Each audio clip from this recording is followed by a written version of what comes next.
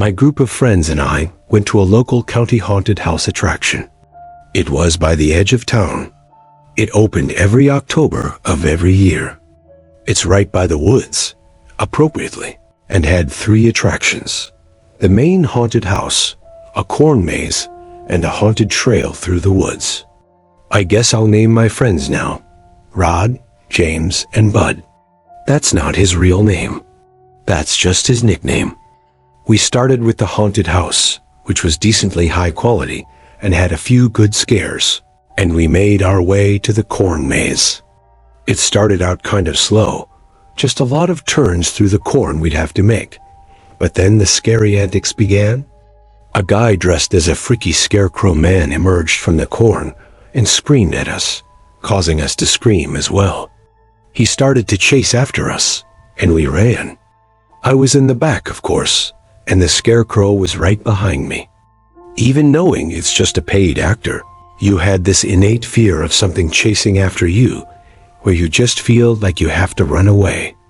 Somehow, through the thrill of running away through the corn, I lost all of my friends. It seemed like all of us ran in different directions. I lost the scarecrow man, though, and got back to the trail between the crops. This is where the nightmare began. I called and yelled and screamed for my friends as I made wrong turn after wrong turn. They never called back. In fact, it seemed there were no other visitors in sight.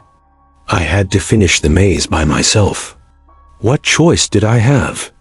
I walked and walked for what felt like 20 minutes, and I heard bustling in the corn in front of me. I slowed my pace and kind of tiptoed past the noise, but it was pointless. Something reached out from the corn and grabbed my wrist and squeezed it tight. I actually cried out in pain and yelled, "Stop, you're hurting me." I was actually in shock how hard this paid actor was squeezing my wrist. Then he tried pulling me into the crops. I didn't see who it was. I just saw his hand and arm covered by a black coat sleeve and black glove. I yanked myself out from the grip and backed away as the actor came out from the crops into the path. He was wearing a heavy winter coat, black jeans, and a blank black face mask. I didn't know what the costume was supposed to be, but I literally yelled, "Go fuck yourself. You actually hurt me." He started running at me, and naturally, I turned and ran as fast as I could through the corn to lose him. I yelled back, "I'm reporting you." And I quickly lost him after 5 minutes of running straight through the corn as opposed to following the maze of trails. I came to the edge of the maze and went to find an employee. I reported the actor to the employee, saying he used way too much force to the point that my wrist actually hurt. The employee said he wasn't sure who was wearing this specific costume I described, but he'd look into it.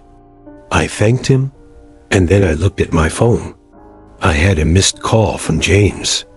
I called him back to ask where the 3 of them were. He said they tried finding me.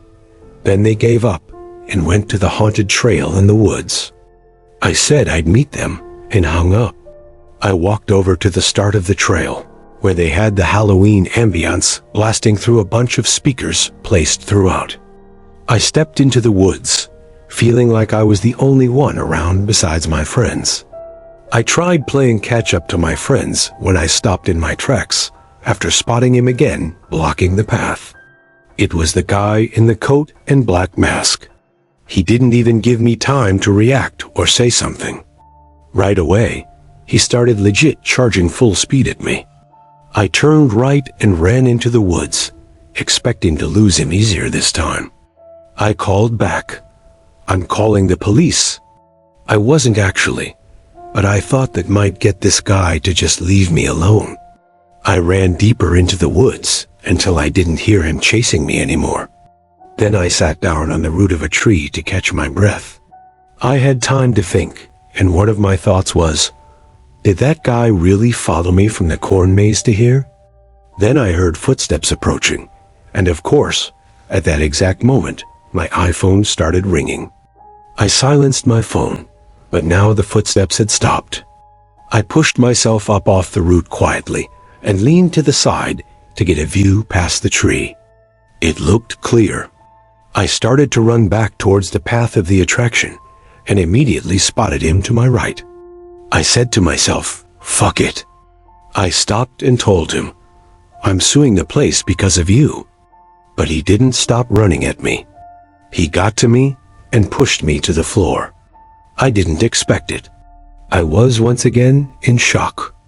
I got back up as fast as I could before he could get on top of me and booked it. He chased me, but when I got back to the path towards the entrance of the attraction, he stopped and turned around. I went straight to the little front office shack and asked for a manager. Some older guy greeted me, and I told him about the guy who was chasing me and attacking me. The man said they didn't have any actors wearing that specific attire, so he called the police, and eventually I got my friends to meet me where I was. I stayed to describe the happening to the police when they showed up. I didn't have any marks to show them, but they still took a report, and the place was closed for the night. We all went home after that. I haven't been to any haunted attractions ever since. The year I turned 13, my friend invited me and 2 other friends to stay at his house on Halloween night. He had a fairly large house outside of our town, and it was the perfect place to go trick-or-treating. He decided it would be cool to go now to get sweets for a movie.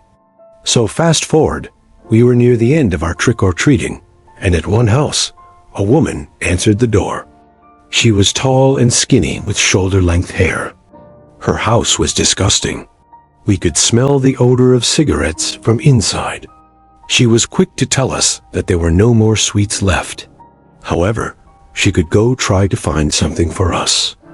After a couple of minutes of waiting, she comes back with an old brown paper bag with old-looking candy inside. We kindly deny the bag and tell her we're getting picked up, so we better go. She grabs one of my friends and says, "No, please." But my friend pulls away from her, and then she quickly shuts the door. We knocked on a few more houses before hearing something going on near the parking lot of the housing complex. Someone exclaims, "They took my child. They took her. They took her." It was her, that woman, and that was my friend's parents' car that she was banging on. She was throwing herself at the car and hitting it with her fists. A couple of neighbors came out to the commotion. They seemed to know who she was. They apologized to us and said it was a big misunderstanding. We quickly got into the car, and my friend's mom started driving us out. We don't get far before the woman jumps in front of the car, claiming one of us was her child. The neighbors, once again, pulled her away. It was later that night, however, when things truly began. We stayed up late, like any teenagers do at sleepovers, and we watched some scary movies. Out of nowhere, the light turned on in the hall. We could see it under the closed door of the bedroom. We assumed it was my friend's parents, who were about to come in to tell us to get some sleep. However, no one came in. I decided to have a peep out the door. Nothing at all. My friends joined me to see why the lights suddenly turned on. Out of nowhere, my friend says, "It's her." Through a large window facing the backyard, you see that woman standing there, looking in. However, the second she saw us stare at her, she ran away. Disturbed by this, we came back inside the bedroom and locked the door. We were obviously quite shaken up by this. Who is she? What does she want? We sat around for an hour, nervous, on high alert. However, we eventually did somehow manage to fall asleep. That morning, my friend's mom told us the situation at the housing complex shook her up so much she thought she had seen that woman standing over her bed in the middle of the night. My friends and I never even told her we saw that woman at the house that night, which led us to wonder, what if, just maybe, what if that woman actually was inside the house that night? Last year, Halloween was on a Wednesday. Because of that, I was home alone. My dad works nights. My mom was staying with her sister because our parents weren't getting along at the time. My sister was away at college, so it was just me left to provide for the trick-or-treaters. My dad bought a couple of bags of Kit Kats and told me he expected them empty by the end of the night. I don't know why, but my dad takes Halloween seriously. I didn't get home from classes until around 6 o'clock, so it was already dark, and the kids were out in droves. The second I dropped my bag on the couch, the bell rang, and that went on for some hours. I was getting homework done later on in the night when the trick-or-treaters had mostly gone home.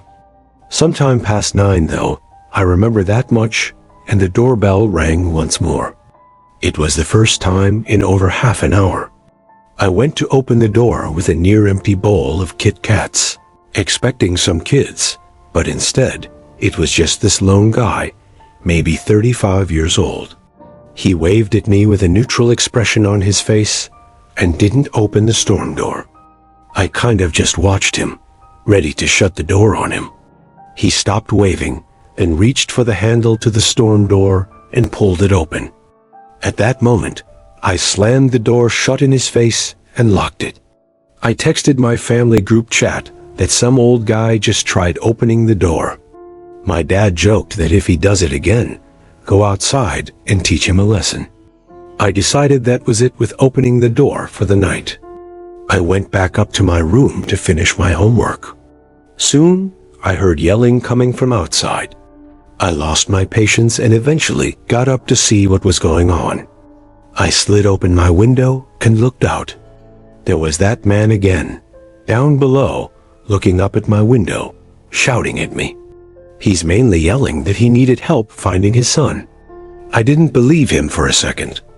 I texted my family again. My dad just said, "Ignore it. He will go away." I left my room and shut off the light so that he'd go away. Then I went to the basement, which had no windows. I hung out down there to do my work, and all was quiet for a while. Then flick, the power went out. My initial thought, that man outside tinkered with the electric box outside of the house. I stayed in contact with my family the whole time. After a few minutes, I heard the floorboards creaking above my head. Someone, as if I couldn't guess who, was inside the house. My mom and dad and sister all texted me to call the cops. I stayed put in the basement. It was the safest place at this point. The cops were en route. All I had to do was wait. The basement door opened. He stepped down the stairs, only halfway though. Even without power, a little bit of light from the upstairs poured into the basement, enough for me to see his legs. He was standing on the middle step of the staircase, and I swear, he just stood there for like 2 minutes. I heard him mumbling stuff. I won't even pretend I could understand any of it. After the longest, most painfully uncomfortable moment of my life, a man said into the basement, "I can see you." The whole time, his legs were actually facing me. Was he actually looking at me that whole time?